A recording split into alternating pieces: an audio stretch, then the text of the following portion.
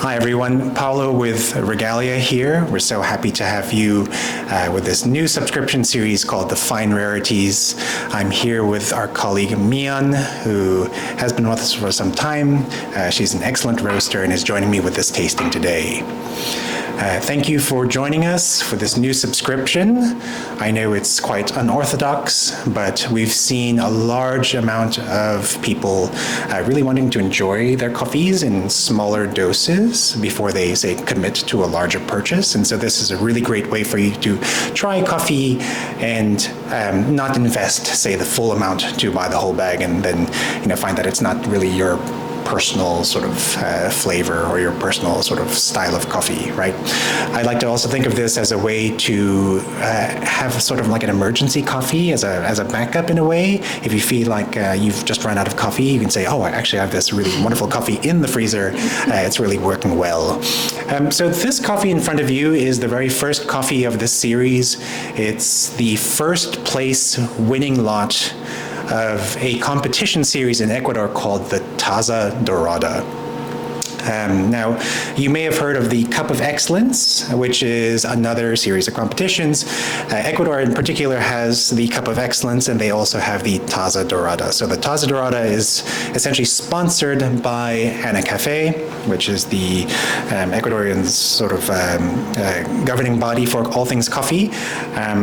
This actually has a bit of a personal story. They had contacted us back in August, asking us to be the host roastery for their international round of these coffees, and so I was actually an international judge, and we had them over, cupped some really, really fantastic coffees over 3 days. It was totally blind, and amidst all 3 days, this particular coffee just really rose up to the top. And for Ecuador specifically, that's saying a lot, right? Ecuadorian coffees are just really probably one of my new favorite high-quality specialty coffee origins of all time, right? It's just incredibly dynamic. It's incredibly elegant. The Típica Mejorado, in particular, is something that just you can smell after you grind it. So it's a bit special. And we had no obligation to buy anything, and we had no obligation to win. And I really wanted this coffee, so we went into the auction, with just a little bit of confidence, and we won this lot alongside another lot, which was the 12th place lot, which you'll get to try in a few months. So the producer behind this coffee is Don Jose Miguel Villa, and the specific lot in question is a Sidra, Bourbon Sidra, and it's been washed and anaerobic processed. Now, you may have had a few anaerobic coffees before. Some of them taste very anaerobic. Some of them just have really delicate amounts of that sort of designer fermentation, if you will. And what's really lovely about this coffee and the fermentation process in general is that you can really still taste that this is a Sidra, right? And for me, this balance is actually very difficult to achieve, right? With Regalia specifically, and coffees that you and I have cupped, we've had coffees that just taste like process, right? With really no resemblance of the intrinsic varietal, right? And so when the producer is able to strike this nice balance of the definition of the varietal and the processing behind that, which sort of elevates that processing, which elevates that varietal's sort of like intrinsic nature, it just becomes this kind of like a joy to enjoy, a joy to drink rather, and so this coffee is really reminiscent of that, right? And so you're getting a pretty fresh roast that has been sealed relatively soon. So I think we counted like just 1 day off roast before vac sealing. So I would encourage you to maybe, after you take it out of the freezer, to maybe just let it degas just a little bit.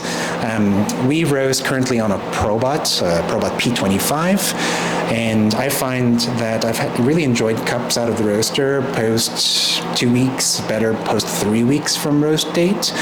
But if you do any sort of immersion brewing like we're doing here, generally speaking, you'll be fine.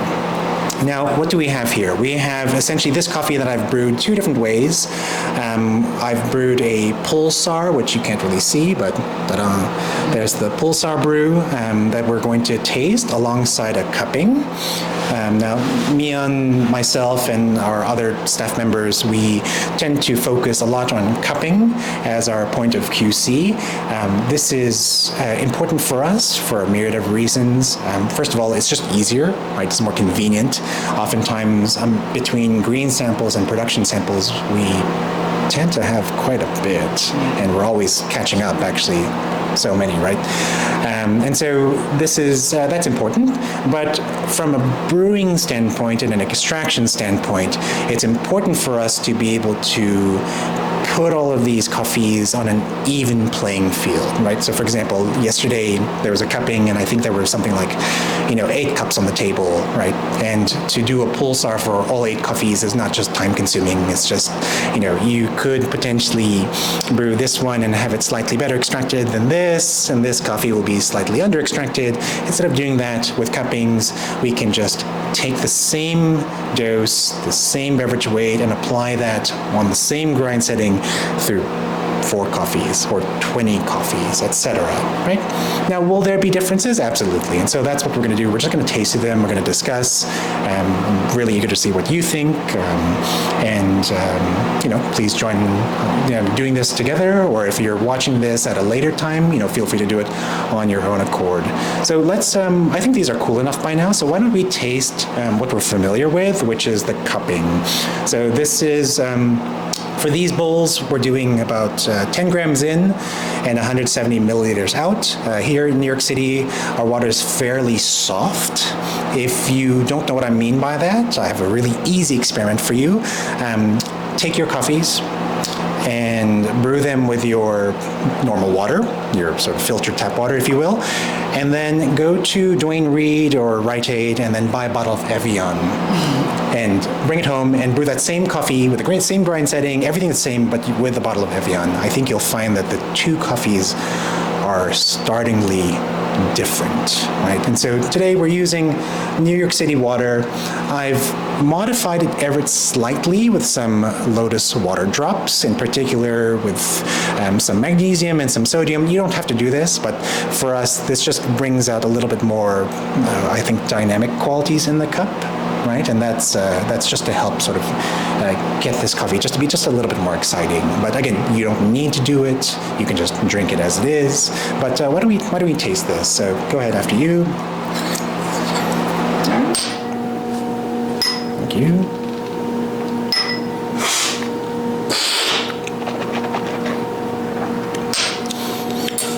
So we're tasting this a day off roast, which is very, very early. The coffees will get much, much better as they do, decaf, obviously. But first and foremost, the coffee has this lovely, silky quality, right? Yeah, very smooth. Very smooth. Yeah. What else do you think you're tasting? It's got really nice body. I really like the sweetness that really coats your mouth in.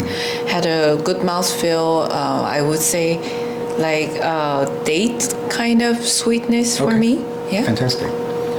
Yeah, sweet like dates. If I were to take another sip from it.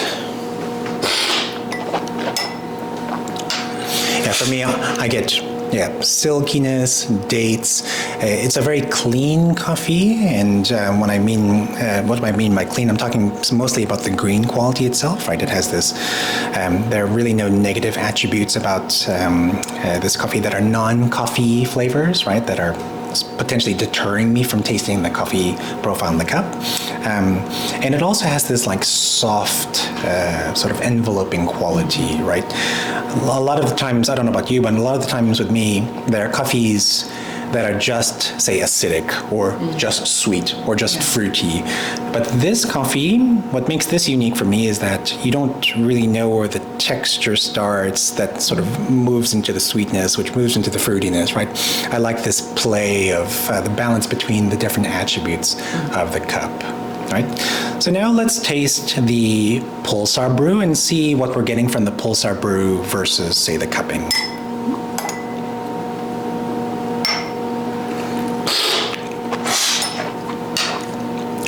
Oh, wow.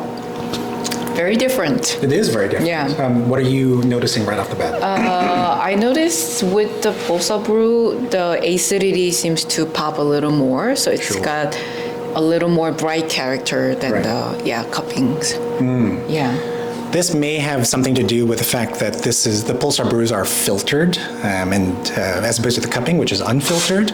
I know the Pulsar filters specifically are these special crepe filters, creped filters. That's very hard to say. Where one part of the filter allows for is a little bit more creped, where particulate can get sort of stuck, and fines can get stuck here, so that water can move more quickly through the brew.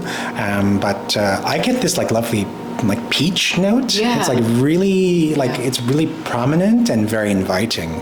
It seems to bring out the florality a little more. Yes. Yeah, in this brew. Absolutely. Yeah. Very elegant coffee. Very elegant coffee, yes. Yeah. Yeah, this is, I think this sort of peach and sort of intensely complex sort of quality is coming from the Sidra, if anything. Ecuadorian coffee, too, to me, has this lovely lovely texture to it, right? The texture is very complex. Sometimes I have coffees that are really bodied and very creamy, and some of them are really soft and delicate. But this one to me is really always layered, and I love that about Ecuadorian coffee. It's always layered. It's very complex. It's clear that a lot of these coffees are very, nutrient driven. Ecuador, if you don't know, doesn't actually do very much production in relation to the entirety of the coffee world, but because of that, they are able to deliver just consistently excellent coffee. Which one do you prefer? Do you prefer the cupping or do you prefer the Pulsar? It's really hard to tell. I would say my morning coffee, the first coffee of the day, can be this one. And then if I drink the second cup, I will drink this cup. Okay. Yeah. Very cool. Well, again, you don't need a Pulsar and you don't need to do a cupping to enjoy this coffee. You can do whatever brewing method you'd like. I didn't measure extraction on either of these, but it should be fairly easy to extract, right? We're not looking at a very dense coffee here, and that's potentially due to the fact that the anaerobic sort of processing has sort of chipped away at the density, made it a little bit more brittle. But in any case, thank you so much for paying attention. We look forward to hearing from you. Do you like this coffee? Do you not like this coffee? And next month we'll be back with another fantastic coffee for you to enjoy. Thank you. Thank you. Great. That was easy. Yeah.